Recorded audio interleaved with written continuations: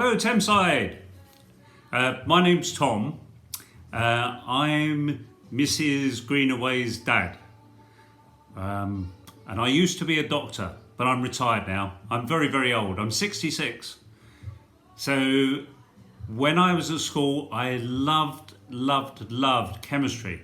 I had a big chemistry set at home, and I used to make horrible smells and explosions. Those were the best things I did. I used to make this stuff called ammonium iodide, and it exploded when it got dry. And I used to sprinkle it on the carpet, and my mum used to put the hoover over it, and loads of explosions, and used to frighten the life out of her. Maybe not such a good idea. When I went to the sixth form at school, I learnt to love biology, and I particularly liked looking down microscopes, looking at all the things that I used to find in ponds, things like amoebae and hydras and things like that, slipper animalcules, anything that would fly around on the microscope.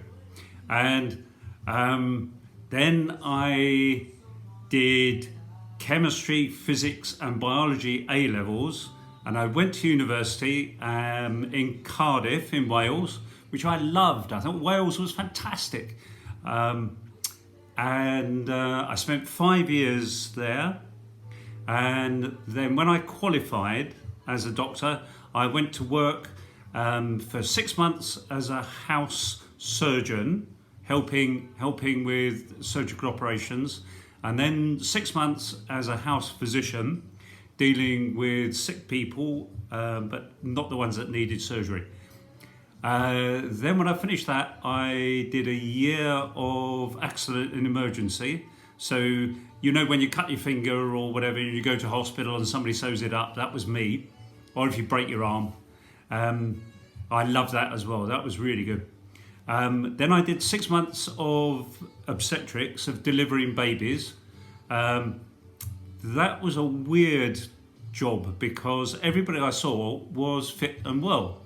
And most of the time in medicine, you see people who are unwell. But in obstetrics, everybody's fit.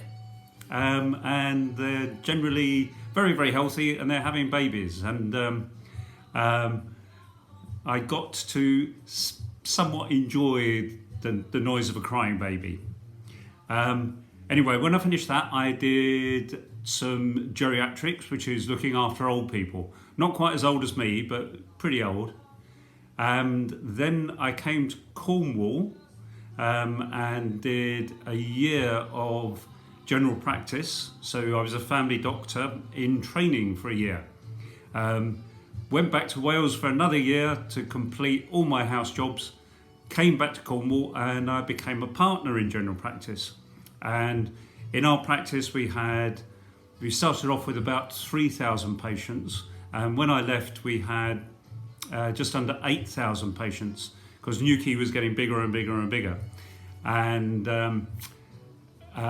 we had a little hospital just down the road from the health centre, and it was great because I could do a bit of accident and emergency at the hospital, and I could look after my own patients who were in bed in the hospital. And I particularly like little old ladies, and they were known, my surname is Ettling, and they were known as Ettling's Crumbles. Anyway, I worked in general practice till I was 50. Then I left and I became an emergency out of hours doctor. So I was one of those doctors that if you have a pain in your chest in the middle of the night and they send a doctor out, that was me.